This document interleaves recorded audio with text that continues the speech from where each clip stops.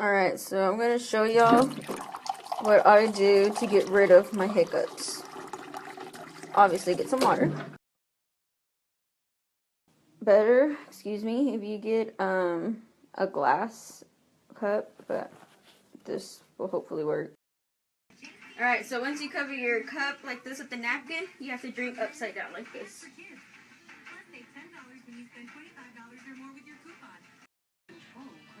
And make sure, like I said, the water is going to have to go through the napkin.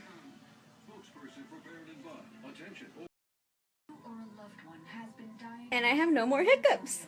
That easy. I would like to thank my grandma, if you can see her. Like I said, I would like to thank my grandma. Thanks, Wada, for recording me.